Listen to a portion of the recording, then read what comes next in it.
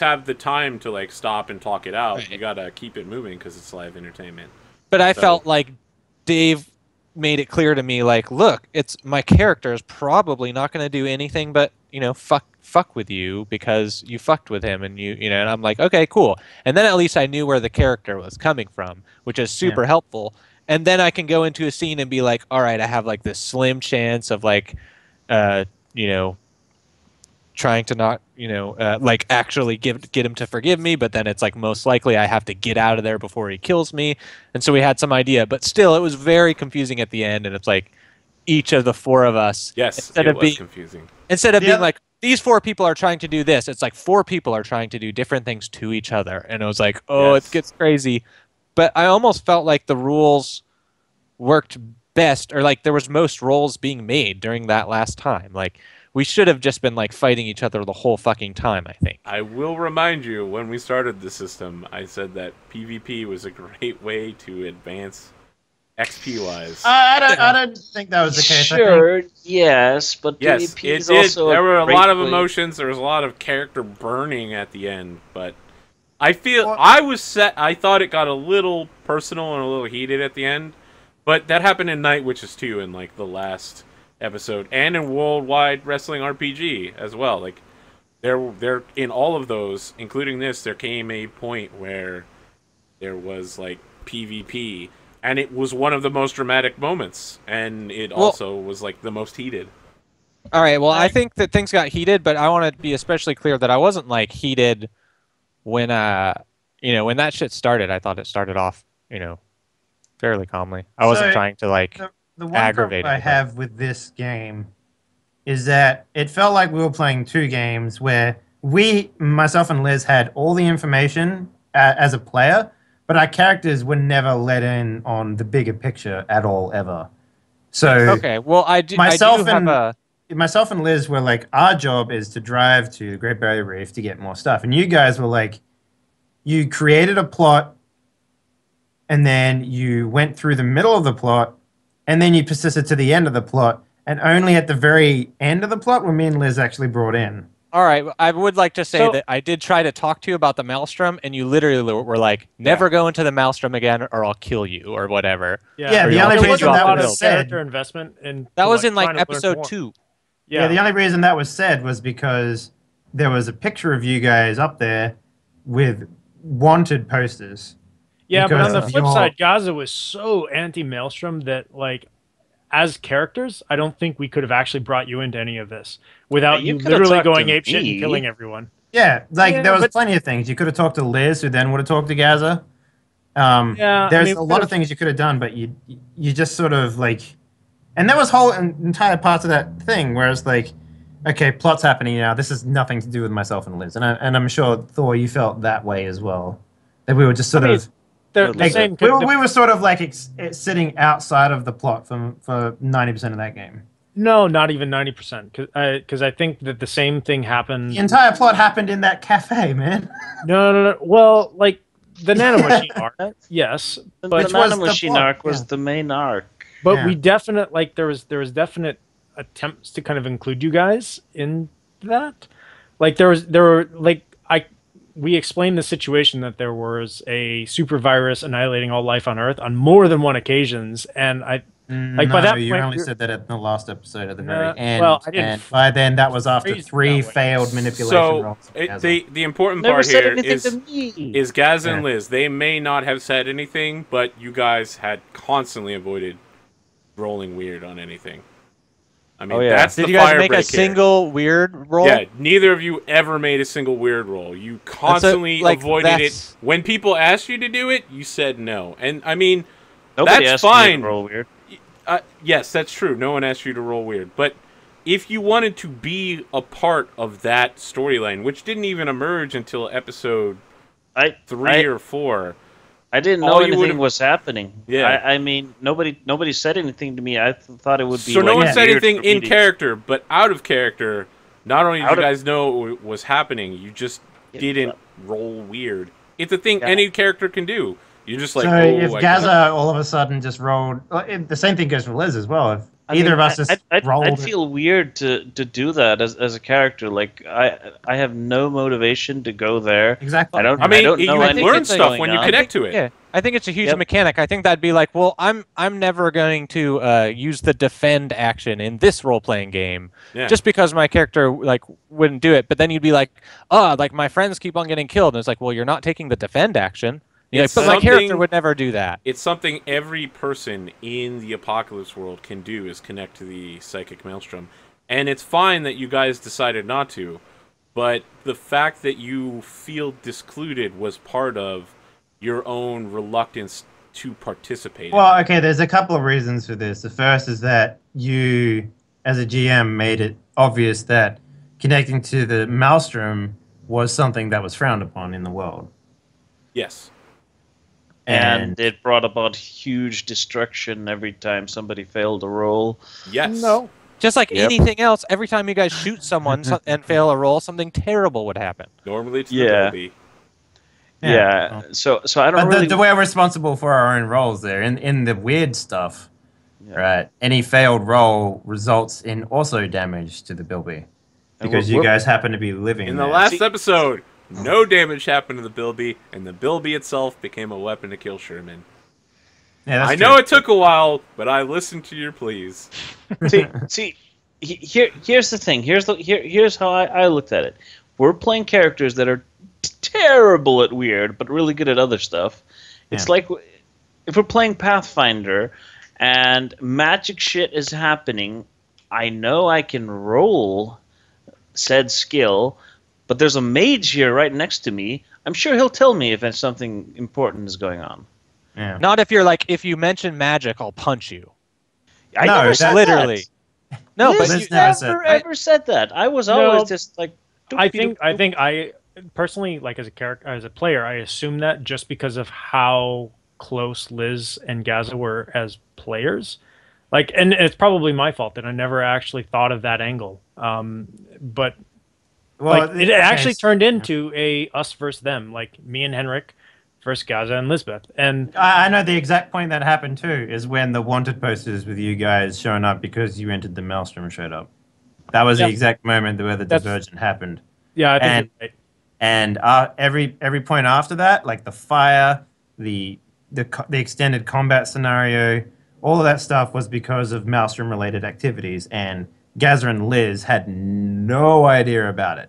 All we know is that you two, doing some magical shit, managed to produce enough catastrophes in around the Bilby and around Liz and so in all fairness, I think to make it fucking that really final that sequence moved so quickly in the narrative that I don't think we had a lot of time to do much else. Like we could have stopped at the end of the firefight. And had a conversation about what was going on. But at that point, like Sherman was blitzed out of his mind and couldn't really converse with anyone. And I think Henrik was in the same boat. Yep, you were both stabbed. And so we didn't really have that opportunity in the story to say, all right, this is actually what's happening. And then it literally immediately came back to, okay, we've got a missile incoming and we're arguing over whether or not to hook up the Bilby. And like, there was no actual point to have a breather and say, hey, listen, this is what's happening. We might have our disagreements, but we actually have to work towards something. And I don't know. I mean, I think we probably could have made that as characters and like, we could have said, listen, like, or included that in some of our arguments. I think that was brought up in the cockpit at one point when we were trying to talk to Gaza. Yeah, but your argument was really dumb.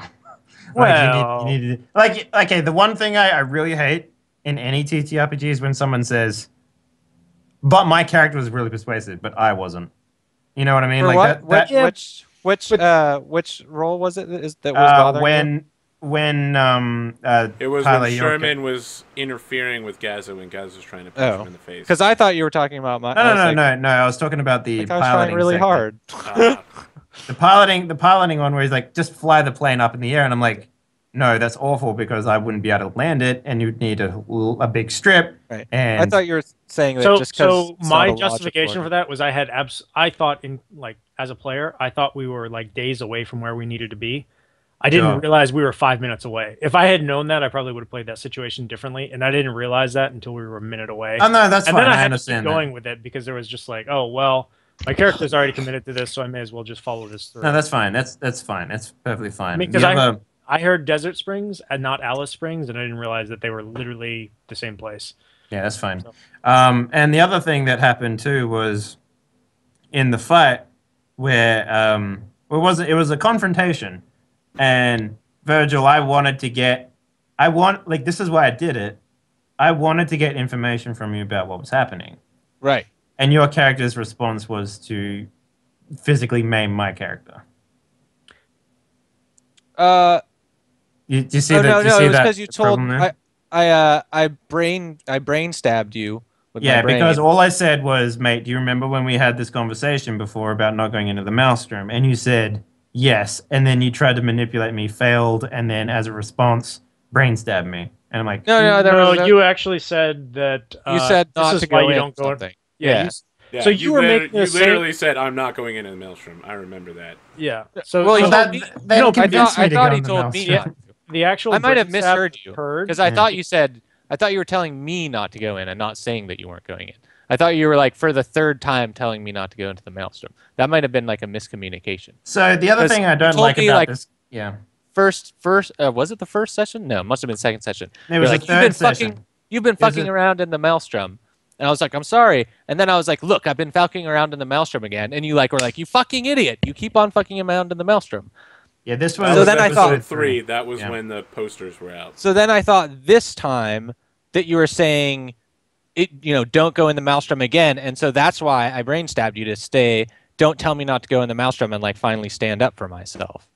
Yeah. The other thing too in this game, like I am well and truly under the intention that if you convince another player through talk, that's more important than a roll that happens. I was fine with that happening. Me too. That's why I said I was trying. If you accept that explanation, we don't need to roll for it, and if you don't, we do. Yeah, I would have also been happy for you to say, Dave, like, actually, Virgil, I'd prefer you didn't make this roll because I really think your line was, not good enough. Like, even if you get a 10. I mean, at the same point, I would totally go with that. Yeah, I also understand that this particular game, there's precedent for rolling instead of acting. Acting, yeah.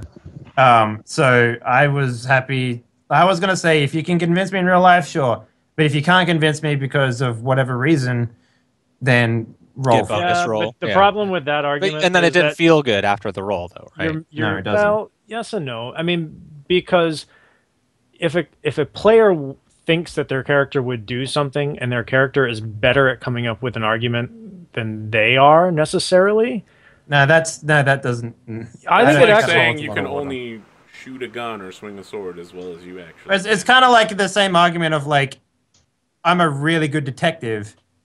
My character's a really good detective, but I sure as fuck don't know how to solve this puzzle. Like, if that's the case, then but if there's an actual mechanic for trying to solve a puzzle. There's investigation in D&D, right? You're like, well, fuck this. I'm screwed trying to walk around and talk. I talked to the smith. I talked to the bartender. It's not working. I'm going to make an investigation roll, which I think is a great place to put that. When like you have a thing that you want your players to do and they're not fucking doing it, and you can be like, just make an investigations roll. Sure, but when it's against another player. But I mean, my argument to you, like whenever I've used manipulate, was the character itself thought your actions were completely, like, your character's actions were completely, what's the word I'm looking for? Dangerous or just like illogical. Like the whole notion of fighting Henrik on the plane when we're trying to, like, and again, this might be a lack of. No, here's the thing. He wasn't. Also, I brain stabbed him, and the other thing that was a little bit bothering me was the table topping. Like everyone would be like, "Oh, you're like this is happening, and people were table topping real hard in this game. No, we're doing it while talking right now. If you said Virgil, if you said to me that it wasn't obvious that you were brain stabbing me, I wouldn't have done what I did. But you said you made it. Oh no! To you, it was obvious. Like you could feel that it. Like I made it obvious, like with my looks to you, that I was like doing an intent. But But then there was like some other things where I was like, oh, this is happening, then I'll do this. Sure. When there was lots of hidden knowledge in this game. Yeah. You know what? I'm never a big fan of like I make another player do this because I rolled well. Like Yeah, but how else does PvP work in this game? Look, if you're complaining about the fact that what I did at the end, I could quite clearly see that you were doing shit and Gaza was bleeding. About that yet. No. The table topping they're talking about is when everyone is like, I do this, and someone's like, no, I do this instead, and someone else is like, I do this. So do you mean metagaming when you say tabletop? Yeah. It was like there was a few things where we kept on getting, and then we'd slip into it. Like if we did it a little bit, then then I'd be like, oh yeah, okay, well he's over there doing this, I'm gonna do that, and then it would like get worse and worse. And I feel like I don't know, like I haven't played very many games that felt such a slippery slope for that. It was just like an action pileup, which is why I was always trying to be. Well, it was normally like, Liz, what do you do? Because everyone else would be chiming in, and Thor would be left in the dust. I feel like this game would benefit from a turn order. Maybe. But like, I mean, in some sense, there was kind of a turn order that was imposed. No, really. I mean, like sometimes that the Maelstrom guys could do like 6 or 7 things before, we would actually get to have a turn. Like you'd be able to interfere, do your thing, do another thing, and then it'd be our turn, and we just like, I punch you, and then it's like, okay, but I also interfere with that punch. You know what I mean? Like it's just this whole like. There was a lot of waiting between Henrik and me, and I think there was equal amount of waiting between. If we go back to the beginning to the fighting stuff, like I spent a lot of time not doing anything while people were. No, I get that, but like But I mean, like I'm talking specifically about like when the party was fighting each other. Oh, that it would be like 1 minute would pass and like 7. It would take 10 minutes for the 1 minute. Well, right? the Maelstrom thing is for 7, like, and you'd be for 3. Like right? the hacking stuff in this game, it's kind of like, well, I can do this at any time, and I can just use my mind in an instant. That's sort of what I'm getting the impression as what the Maelstrom works like. But in that time, we can basically just be like, and you can just be like, I do this, this, and this, and stab him 3 times with my mind strike. And then I'd be like, that's sort of what it's like. That's sort of what it felt like to me. And, you go back to the whole thing about, we should have rolled weird. And it's like, well, no, I mean, like, your characters were doing weird stuff because that's what you wanted to do. Our characters were not using weird because we never had to use weird for ourselves up until that point. Like, the backstories for our characters never had it. And I went into this game thinking we were playing Mad Max, and Harley Quinn seemed like a cool character. No, I'm with you. That's why I went with the Postman, because it was like, I mean, I think it started Mad Max. It just took a different turn somewhere along the way. Yeah, it went Inception halfway through for some reason. So how would you stop tabletopping? That's a good question, I guess. I mean, yeah, I think you're right. It might help with I'm not even sure what tabletopping is. It's metagaming. So for instance, everything that just happened in the last 10 seconds, where everyone started yelling and talking over each other, that's tabletopping. How do you stop it? You can't. I mean, really, it's up to the players to try to not do that. Right. Yeah, there was a point when I was like, I help you. Shoot that rocket launcher, and then I was like, but wait, no, my guy would literally have his mind fried right now, so I'm not going to do that. Yep, like that's sort of the difference between metagaming and not metagaming, right? You intentionally decide remembering. Or sort of like how, like, if you, like, for example, there was that whole part of like, if I saw him run to the cockpit, I would have ran after him, sort of thing. Like that was metagaming as well, to the point where. So I think probably honestly, the thing that struck me. That part was the fact that I hadn't actually said anything in about an hour, and I just... No, that's fine. That sort of stuff is fine, but when it comes down to... I think that's the best way to do that, is like, oh yeah, okay, everyone's back together. So my...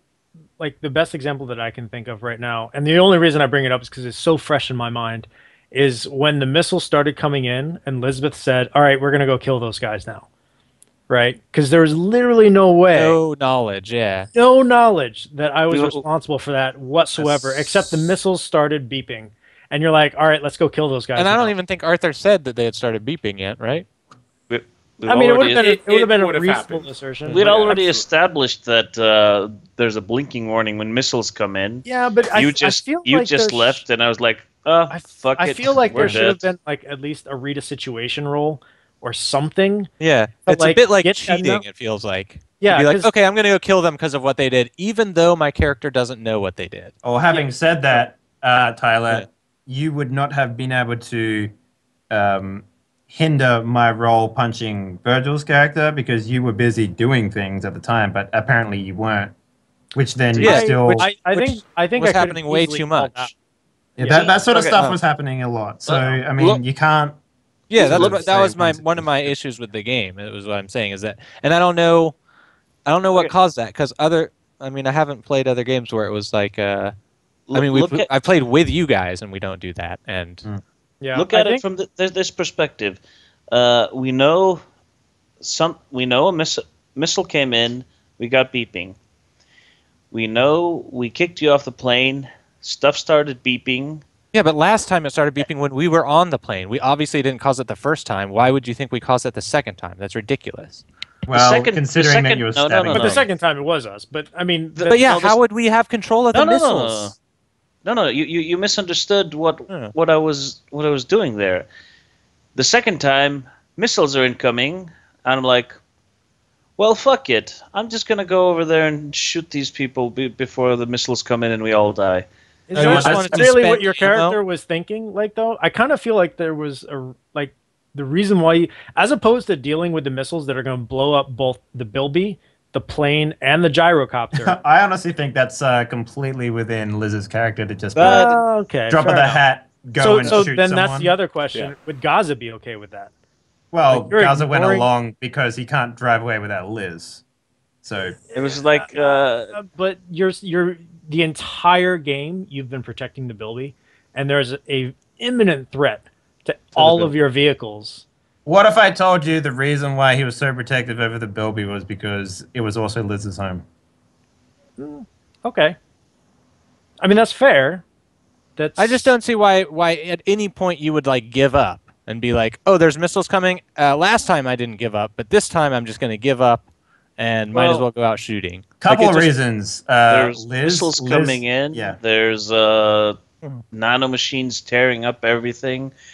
And the two of you just maimed the only person I care about. I'm like, I'm going to die in a few minutes. I'm going to die happy. Yeah, there's also the other point too where... That was Liz's thought. The deal didn't seem to go in Gaz's favor either. What, with Hades? Yeah, so the nanomachines destroying everything. You know, he's had a lot of time looking down this ramp now that he's seen everything going. I mean, I don't know. It's a weak description, but I feel like at the end of this game, it was kind of like, well, fuck it, we're doing it this way. Let's do it the whole way from at least me. And I don't know. I'm not a big fan of this game, and I've said it multiple times. The power creep is just immense. Like, Tyler, can you honestly tell me at the start of this game you weren't rolling for the sake of rolling so you can get XP? No, I was. I was absolutely doing it. But I want to point out that there were two different types of power here. There was the actual physical powerhouses that was Liz and Gaza, who could just tear people apart. And there was the people who concentrated on more like story power, like Henrik and Sherman. No, I get that, but the other thing too is like if you go back and watch the episodes, which you won't do, I know you won't, but if you go back and watch them, there was a point where I just went, oh well, I guess I'll just roll for everything so I can get XP. Yeah. Because I was literally doing things. With that. Yes. I was doing things in the game which should have, by all means, constituted a roll for XP, right? But I wasn't doing them because it didn't seem necessary for me as a player to make those rolls. Here's the thing. They could end in failure, which meant I could have had a chance to do something. Making rolls isn't necessarily good, which is interesting. Yes. But they don't necessarily harm. They don't necessarily harm you if they fail, as we found out. Yeah. Just say it. Yeah. But yeah. Spawned with intermittent fuckery. Yeah. Anyway, I mean, I would have preferred this game not get all muddy with PvP at the end. I think we could have came to a decent conclusion, but I feel like there was said too. Something. I was ready to stop. That's okay. Talked about it at the break. I said before the beginning, I don't want PvP because. Oh, you should have spoke up, because right before I did all this shit, I was like, "This is about to be a little PvP. Does anyone have a problem?" And no one said anything.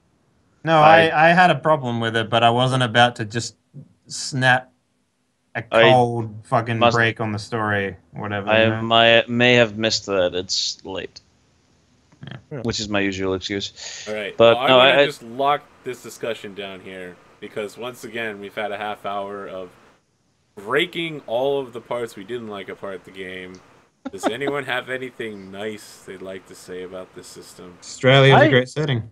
I actually enjoyed this game. I really did, and I think the characters despite Dave's reservations about a lot of the mechanics of the game, I didn't share.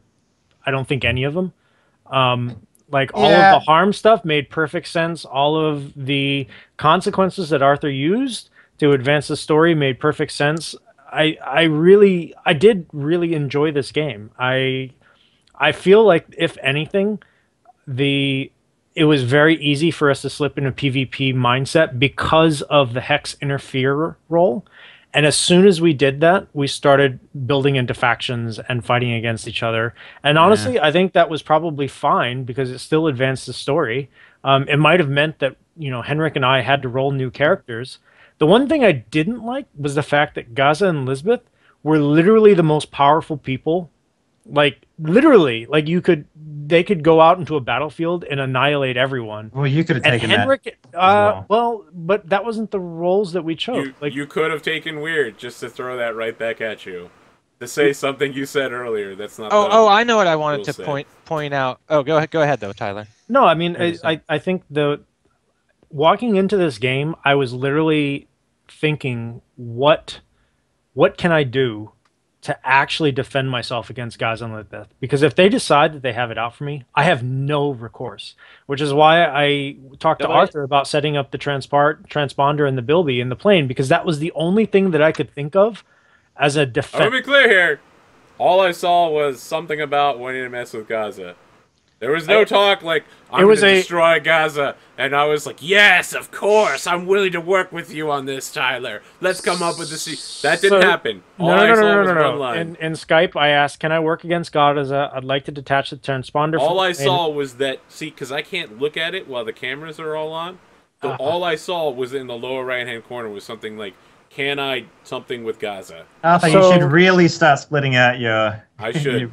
I should. So here's the thing. Like, I had no way to communicate this with Arthur mid-game.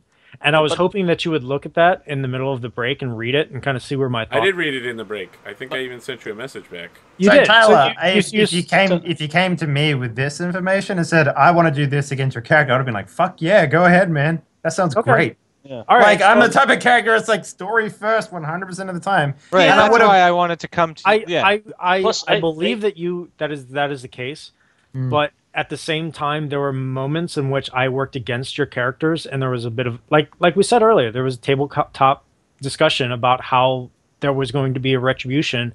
When I'm dubious as to how the characters themselves would have known. So the only stipulation I have on doing something like that is, if you get to do that and it makes sense for your character to have that sort of backstabbery, then at the same time you got to be okay with my character acting a certain way to your character. Oh, absolutely. And when it finds out. The entire discussion was sent, like, the reason why I was sending that to Arthur was so that he would know my thoughts and I wasn't going to be broadcasting it. But that shows you kind of the mindset that I was walking into this game. Like, I literally could do nothing against Gaza and Lisbeth. I had nothing that I could do to influence you or force you to do anything. You didn't. You could have just. I mean. At every sorry, I don't want to mean be sound rude or anything. You could have just asked, because I would have probably said okay. Yeah, I could have. I don't know why that I didn't. And honestly, I think it was more the character interaction that had kind of built up to this episode, and the fact that there was a very clear divide between the characters, and I wasn't necessarily sure. Like, as player to player, I could have done it. You're right, and that's probably my failing. But like character to character, like I think Sherman felt very isolated from whatever was going on in Gaza and Lisbeth. At every opportunity, Lisbeth sided with Gaza and was always at his back doing what he wanted. And Gaza. I think at the character level, there wasn't that rapport. I didn't feel like it could go to Lisbeth. Lisbeth was not a character of sound, rational thought. She was the not really, right. So not really. Yes, but at the same time, I always tried to make sure that I had the group's back. It just so happened that the only person that ever came and talked to me was Gaza. Yeah, no, that's fair. And I think in retrospect, I would have done that differently. But having said that, if we look back at all the all right, who gets Hex, who grew closer this episode to which character, it was always a case of either something negative happened between you and me, and that's why we grew closer, or it was you and Virgil growing closer. Yeah. And then that sort of... It was the same with you and Lisbeth. Exactly, but I don't... God, that Hex is so stupid. I would just want to say to Thor that I don't think anyone except for Sherman ever walked up to say anything to Henrik. Ever. What was that? I don't think anyone but Sherman would initiate a conversation with Henrik for very good reason. I mean, I don't see any reason why you would go up to Henrik and be like, "Hey, Henrik, what's going on? Let me hang out with you for a while." And also, I don't think there's any way that Henrik would be able to go up to a battle babe and be like, "Oh, let me just talk to you," especially when you're, the hot battle babe that's the postman's woman, and the postman is extremely clear with me that he doesn't want me in the Maelstrom, and all I talk about with Sherman is the Maelstrom. And so going to you would be super weird and being like, "Yes, I've been in the Maelstrom and found all this cool stuff. Please don't tell your boyfriend," So if there was any other role that I took, right? The reason I looked at the Gaza the way that I did, there's a couple of reasons. First, when we started the game, the only positive relationship I had was with Liz. And I'm like, okay, let me attach to these characters. But yeah, it wasn't positive. It's just knowledge. It's not I know, I get that, but it's still I don't know anything about you guys. You guys are fucking weird. Let me just, keep my distance away from them. And perhaps we all made slightly unapproachable characters then did a lot of stuff on our own. Well, yeah, the driver. You remember the first thing I told you at the end of the first episode, where I was like, "You guys literally have nothing to do in this world." I was like, "What attachment do you have to this world?" You're like, "Money, money, money, money." I'm like, "Listen, guys, you need something to do." No, I said something better, didn't I? Yes, you did. I said the Bilby. Yes, and you Liz. Said the thing that you drive. And Liz. I said Liz. The thing that is on your character sheet. I don't know. Both your rides. I honestly thought that both your rides. There would be more interaction, because I thought there'd be more interaction to get to the point where we could get to know each other, but it became very much like, all right, I'm over my friend's house, or I'm over at an acquaintance's house, and all he does is sit on his computer ignoring me the entire time. I'm like, okay, bruh. I'm just gonna... Hold on, I'm downloading this from the Maelstrom real quick. Yeah, that's exactly what I felt like. It's kind of like, if I would walk into the back of the Bilby, I could just imagine either, Sherman's character would be sitting away, tinkering away, and Henrik would be like, inside of the fucking Maelstrom, right? And it's just kind of like... And maybe that was our fault as characters, or as players, because we didn't establish why the hell we were all together in the first place. Yeah. Can you go to the Great Barrier Reef? Oh yeah, that was the other thing. It was literally like, oh, I'm here because I have no friends. My only friend that I could ever get was Sherman, and that's only because I'm holding something over his head. That was my character. Yeah. But I mean, not the friendliest guy. We probably really should have established why the hell we were all traveling together. I like the rule set a little bit of backstory. Yeah, I mean, because in all honesty, I really felt like as characters, we never would have hung out together. Yeah, well, maybe me and you, but We would have split up into twos. We really probably, like, after the first episode, I think probably two of us should have re-rolled. It doesn't matter, either Henrik or I or Gaza Elizabeth, because there's just two completely different classes of character. Not even classes, like just different types of character. I think the issues that I do have with how this game went, I mean, like the game system, how it went because of the system. Like, I think it's a cool system. I think I have some misunderstandings that I came into it with, and still could probably go for another read through of the manual. But I think most of the issues here, you get a lot of the cool things, and most of the issues resolved when you play Dungeon World, the remix into D&D from this game, where it's very similar. Like, remember, Dave, you were like, well, we're like over here fighting, and you guys are just over there doing story shit, right? Yeah. But it's also very no better way to describe it other than like intense hell of bullet fire and explosions. You guys sitting there drinking a cup of latte with a fucking with the main villain just talking about fucking the plot. And we're just like, and you guys like. I think it's a little better explained in Dungeon World when you're like looking at your classes, that you're like, oh, I'm going to be a bard. I'm literally just going to be like asking the GM for information. I'm not going to be killing things. I'm not going to be doing this. I'm going to have all the knowledge about all the cool stuff. Which is the feeling I got from the Brainer. And I was like, okay, cool. Like, I'll be the one that is, story involved. And I think I wouldn't have gotten that feel from looking at Brainer if I didn't know Dungeon World. Do you also think the problem was that we had a plot, right, to get to the Great Barrier Reef? And then you guys sort of made a second plot that became the main plot? And then we were left before you say that, one group of the pair decided to kill everyone in the back of the ship. Yeah, as a result of... Look, I'm pretty sure that was because I started a fire, though, so, I mean, it's everyone's fault, right? A little bit, yeah. As soon as the Bilby and Gaza got threatened... Everyone went never back down mode and decided when they were like, put your weapons down, you were like, no. Hey, I went back down mode for like at least 20 seconds while I was hugging Gaza. And then that was episode, what, 4? That was the episode of 3, I think. No, 3 was when it got set on fire at the end. 4 was when you killed everyone on the ship. Yeah, I think by that point everybody recognized Liz well enough to say that if you point a gun at her, she's going to kill you or die. You guys like beat the fuck out of an old man when he gave you information, and then set the place on fire, and then hid in the back of the Bilby and went into the Maelstrom to drink tea.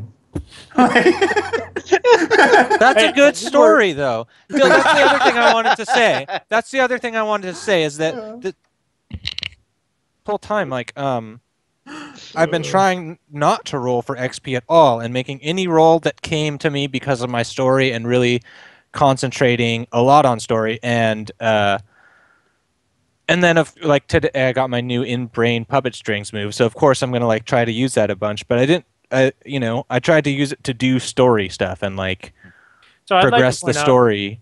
Dave, you brought up an excellent point that I definitely made rolls for experience, but I have a move that literally lets me pick up anything and roll weird. I could have used that constantly, but I didn't.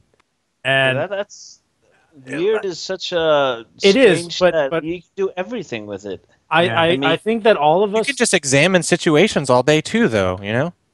Yeah, I suppose.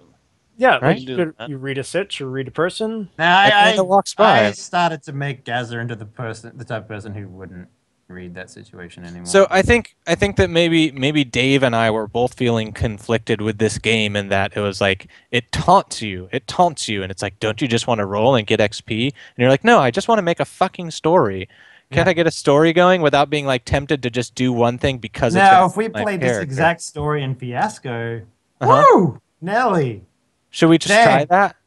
We should write it as a fiasco. Write it as a fiasco. Listen, between hour 1 of this episode and hour 3, it basically was playing Fiasco. It absolutely was. Aside from the fact that Fiasco on the other. What was that? Sorry, Thor. And then we suddenly became gods, which was unexpected and lovely. I was a little disappointed that you decided that Henrik should suffer forever rather than just die peacefully.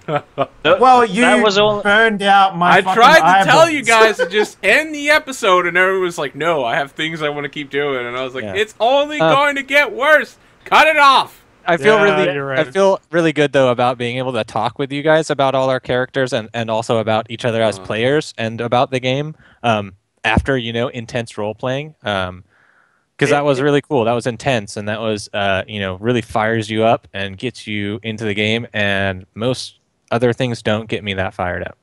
But you guys did. It was really fun. If you want to get an epilogue, it goes sort of like this. Okay. You're healed. The Kama Sutra. Yeah. You're healed. We're awesome, and I find a way to make sure you can't fuck with us. And when I'm sure of that, you can have the maelstrom. No, you could literally just make just the cafe for me and just let me hang out there. In all fairness, at the end of the episode, we did save the world. Like we put the entire psychic maelstrom in these two. And while that's probably a terrible, terrible idea for a lot of reasons, it avoids the immediate we did save the world. Of saving the world. I don't know. You put.